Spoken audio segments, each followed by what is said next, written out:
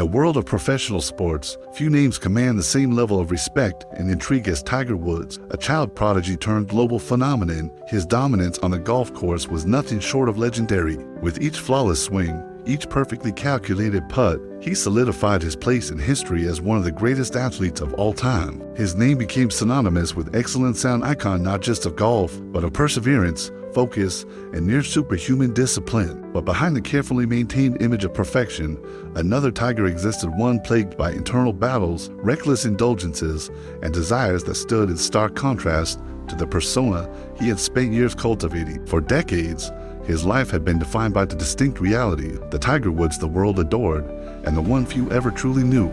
From the moment Tiger was born, his path had been set. His father, Earl Woods, saw in his son not just potential, but destiny. A former Green Beret with an unbreakable will, Earl instilled in Tiger an obsession with excellence. He trained his son relentlessly, crafting a prodigy who would change the sport forever. By the time he was a teenager, Tiger's life revolved around precision, discipline, and an almost militaristic pursuit of perfection. His world was golf, and only golf. There was no room for distraction, for error, for anything that might compromise his singular goal, domination. The media helped reinforce the myth. Tiger Woods wasn't just a great golfer, he was an uncheckable force, immune to human weakness. His mental toughness was lauded, his ability to tune out distractions revered. He became an emblem of control, a machine-like figure whose focus never wavered. But perfection, no matter how masterfully performed, comes at a cost. The more Tiger was idolized, the more suffocating his own image became. He had spent so long being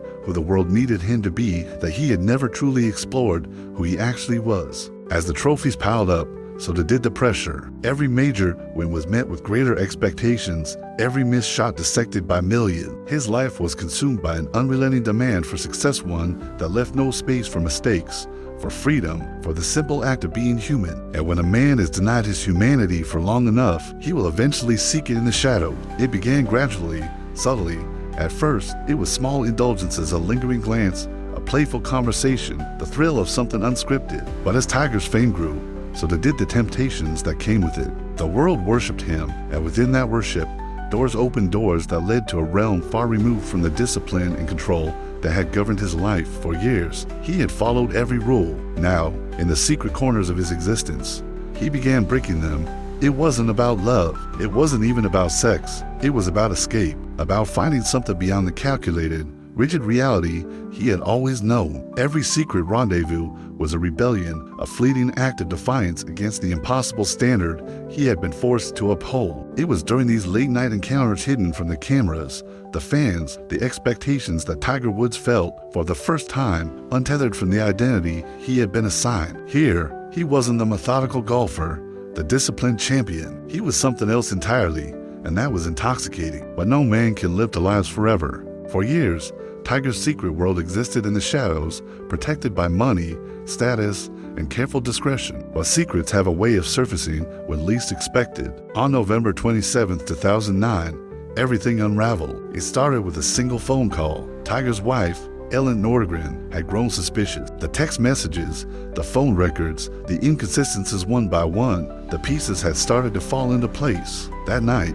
the confrontation happened. Reports vary on the exact details, but what is known is that Ellen confronted Tiger about his infidelity. In a desperate attempt to escape the situation, Tiger fled, jumping into his Cadillac Escalade and speeding away from their Florida home. Minutes later, he crashed. The image of his SUV smashed against a fire hydrant in a tree became the defining moment of his downfall. The police report, the flashing cameras, the speculation, it all spiraled into a media frenzy, and then the floodgates opened. One woman came forward, then another, then another. Within days, Tiger Woods, once the most revered athlete on the planet, was at the center of one of the biggest scandals in sports history. The fallout was immediate and brutal. Sponsorships vanished overnight. Nike, Gatorade, Gillette, companies that had built their branding around Tiger's image of perfection, distanced themselves from him. His net worth plummeted. The endorsements that had made him a billionaire were now liability. But beyond the financial devastation, there was something more painful. His marriage, once seen as the foundation of his stability, crumbled. His wife, humiliated and heartbroken, filed for divorce. His reputation,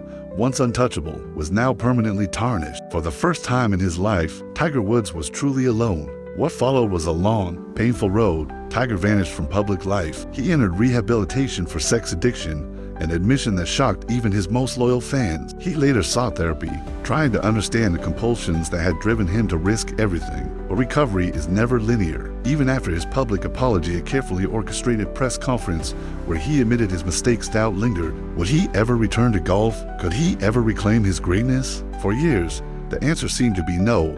Injuries, personal setbacks, and the emotional toll of his disgrace kept him away from the sport he had once dominated. Many believed his career was over, but Tiger Woods had spent his entire life defying the odds. Then, in 2019, something extraordinary happened. A decade after his world crumbled, after countless surgeries, personal battles, and doubts about whether he would ever compete at an elite level again, Tiger Woods stepped onto the green at Augusta National, the site of his earliest triumphs, and did what no one thought possible. He won. The moment was nothing short of cinematic. It had been 14 years since he had last donned a green jacket, 11 years since his last major victory, and nearly a decade since the scandal that nearly ended his career. The field was stacked with younger, stronger players, many of whom had grown up idolizing Tiger. They were the new generation, the future of golf, the ones who were supposed to have left him behind. And yet, on that Sunday afternoon, it was the 43-year-old veteran, broken and rebuilt, who stood at the top. From the very first tee shot,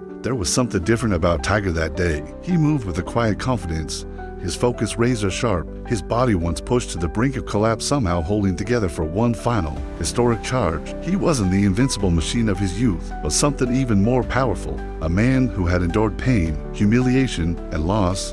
It had refused to be defined by them. As the tournament progressed, the Augusta crowd, once accustomed to watching Tiger dominate with effortless precision, began to feel something deeper than admiration. They felt reverence.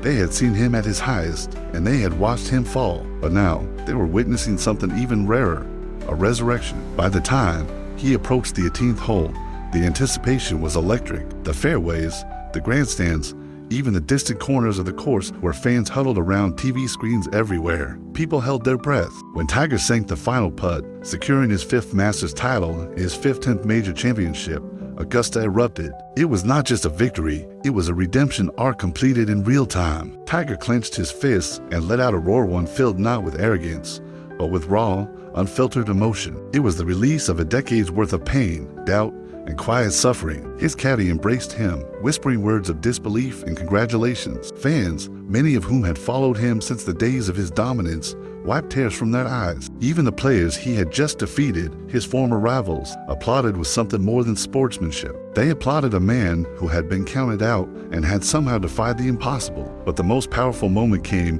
when Tiger walked off the green and into the arms of his son, Charlie. It was a full circle moment, one eerily reminiscent of when, as a child, Tiger had embraced his father after his first Masters win in 1997. This time, however, he was the father, and it was his son who looked at him with awe. The cheers that day were not just for his skill, nor for the trophy he held in his hands. They were for his resilience, for the man who had lost everything and clawed his way back, for the legend who had been broken and had risen again, for Tiger Woods, the champion who refused to stay down.